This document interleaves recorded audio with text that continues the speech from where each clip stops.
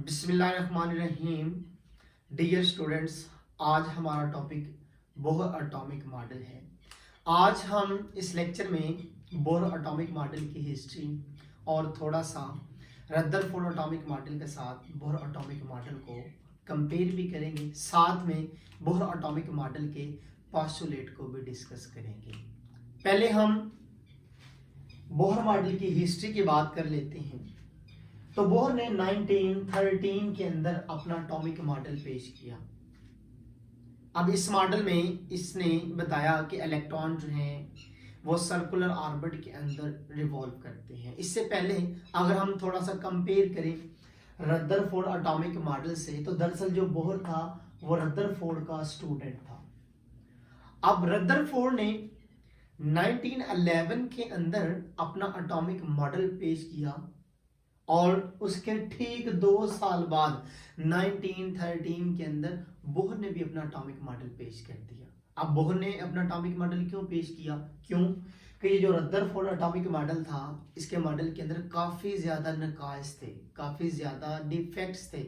तो इन डिफेक्ट्स को बोहर ने काफ़ी हद तक दूर करने की कोशिश की। तो उनमें से सबसे बड़ा जो डिफेक्ट है, रदरफोर्ड ने ये कहा था कि इलेक्ट्रॉन जब न्यूक्लियस के गिर्द रिवॉल्व करता है तो वो मसलसल एनर्जी खर्च करता है, और साथ में ये भी कहा कि वो एक कंटिन्यूस स्पेक्ट्रम जो है वो बनाता है। हकीकत में ये दोनों बातें क्या थी? गलत थी।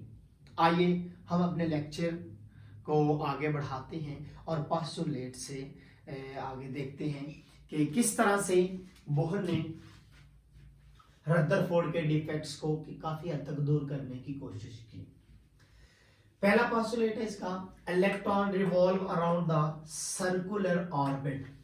यानी इसने बताया कि न्यूक्लियस के गिर्द इलेक्ट्रॉन जो हैं वो सर्कुलर ऑर्बिट के अंदर रिवॉल्व करते हैं।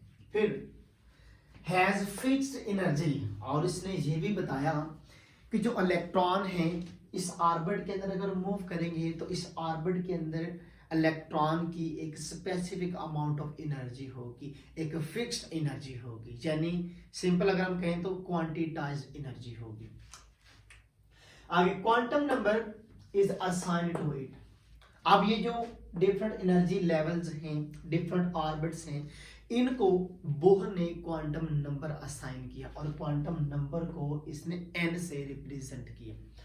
आगे हम सेकंड पोस्टुलेट की तरफ आए तो electron revolve in a particular orbit, neither emit और nor absorb energy in same fixed orbit. अब इस पोस्टुलेट में वो हमें बता रहे हैं कि इलेक्ट्रॉन जब तक एक ही ऑर्बिट के अंदर रहता है तो ना तो वो एनर्जी जज़ब करते हैं, ना ही वो एनर्जी खारिज करता है। अब क्वेश्चन ये पैदा होता है कि एक इलेक्ट्रॉन आखिरकार कब एनर्जी खारिज करता है और कब एनर्जी जो है वो जज़ब करता है। आगे इसका आंसर सुनिए जरा।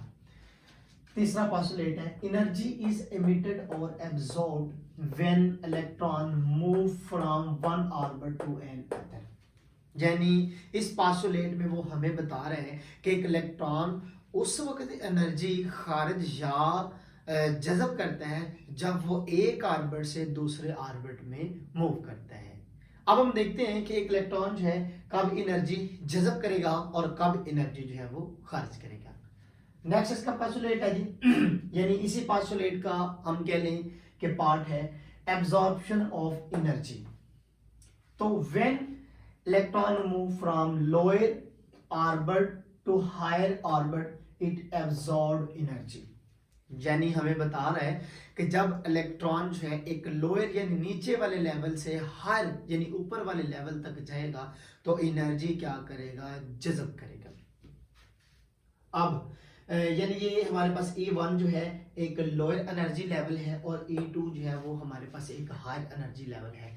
जब इलेक्ट्रॉन इस ऑर्बिट से हायर यानी E1 से E2 की तरफ मूव करेगा तो एनर्जी क्या करेगा? जज़ब करेगा। अब दरअसल ये जो बोहर था ना, इसने जो प्लैंक्स क्वांटम थ्योरी थी ना उसको बेस बनाया। अब इसने बेस कैसे बनाया यहाँ पे हम थोड़ा सा देखते हैं कि जब वो कहते हैं कि एक इलेक्ट्रॉन जब लोअर से हायर ऑर्बिट में जाते हैं तो वो क्या करता है? रेडिएशन को जज़ब करते हैं और इसने यहाँ पे ये कॉन्सेप्ट यूज किया, जो जज़ब होने वाली एनर्जी होगी वो क्वांटिटाइज्ड होगी, वो क्वांटा की फॉर्म के अंदर होगी, और जज़ब होने वाली एनर्जी जो है वो दरअसल वेव पैकेट की फॉर्म के अंदर होगी।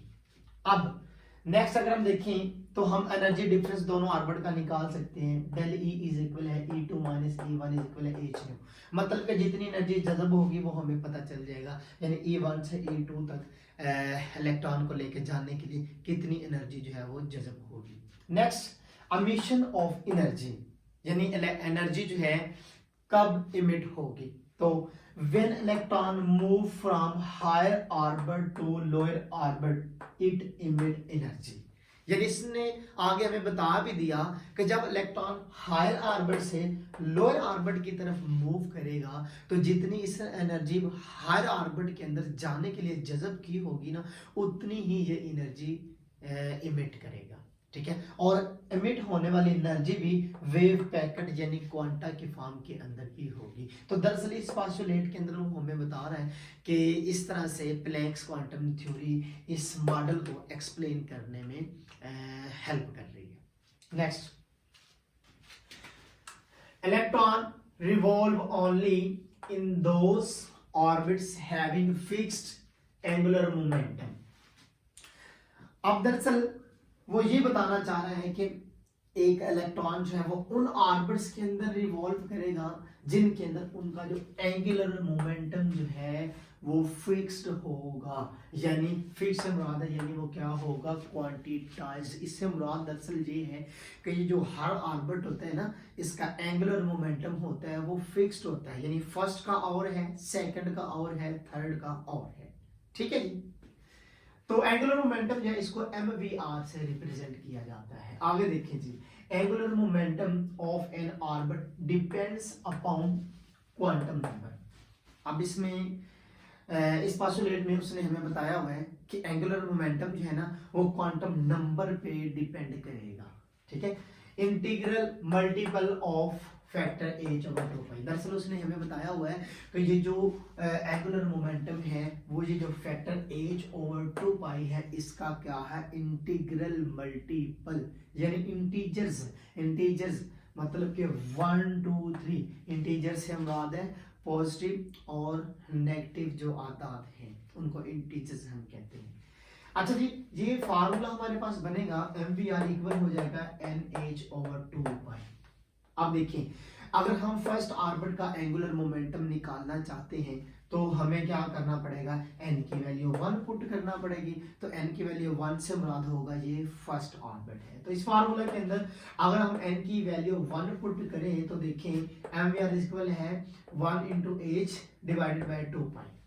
तो इसको सॉल्व करेंगे तो h/2π आएगा। तो हमें पता चल जाएगा कि जो फर्स्ट ऑर्बिट है, ये जो फर्स्ट ऑर्बिट है इसका जो एंगुलर मोमेंटम है वो h/2π। एक बार याद रहे कि ये जो कैलकुलेशन यानी ये जो एंगुलर मोमेंटम की वैल्यूज है ना, मोस्टली ये दरअसल बोहर ने हाइड्रोजन एटम के लिए निकाली, क्योंकि इसने ज्यादातर जो काम किया था ना वो हाइड्रोजन एटम के ऊपर काम किया था। Next, angular momentum of second orbit, यानी अगर आप सेकंड ऑर्बिट में देखना चाहते हैं कि एंगुलर मोमेंटम जो है वो कितना है तो हमें n की वैल्यू 2 पुट करनी पड़ेगी। तो n की वैल्यू इस इक्वेशन के अंदर 2 पुट करें तो देखिए MVR इक्वल है 2 × h डिवाइडेड बाय 2π। अब 2 को इससे मल्टीप्लाई करवा लें तो ये बन जाएगा 2h/2π। नेक्स्ट, हम थर्ड ऑर्बिट का एंगुलर मोमेंटम जो है वो निकाल सकते हैं। तो n की वैल्यू है 3। अब put n = 3 in equation 1, sorry यहाँ पे इक्वेशन 2 3 इक्वेशन तो एक ही है, यानी 1 के अंदर ये वैल्यूज जो है वो पुट करते हैं। अब देखें इक्वेशन 1 के अंदर ये वैल्यूज पुट करेंगे तो आएगा 3 × h डिवाइडेड बाय 2π इक्वल है 3h/2π। इसको सिंपली अगर हम सॉल्व करें अब देखें, अगर इसी तरह से हम हायर ऑर्बिट्स का एंगुलर मोमेंटम निकालना चाहते हैं तो हम निकाल सकते हैं। तो इससे मुराद है उसने सही कहा कि जो एंगुलर मोमेंटम है वो फैक्टर h/2π का क्या है, इंटीग्रल मल्टीपल है। ठीक है, यानी जितनी n की वैल्यू है वो इसके साथ मल्टीप्लाई होती जाएगी, वही उस आर्बिट का जो है एंगुलर मोमेंटम बनता जाएगा। अब देखिए इसी तरह से हायर यानी आर्बिट के लिए हम कह सकते हैं, यानी जो चौथा आर्बिट है, पांचवा आर्बिट है, छठा आर्बिट है, तो इसके लिए 4h/2π, फिफ्थ आर्बिट के लिए 5h/2π और सिक्स्थ आर्बिट के लिए 6h/2π। तो इसी तरह से फिर हम इन सारे रिलेशंस को इकट्ठा करके लिख सकते हैं। ओवरऑल जो एंगुलर मोमेंटम आता है first, second, third and so on orbits का, तो h/2π, 2h/2π, 3h/2π, 4h/2π। मैं उम्मीद करता हूँ कि आपको ये लेक्चर जो है वो बहुत ज़्यादा पसंद आया होगा। प्लीज़ मेरे चैनल को लाइक करें और शेयर करें।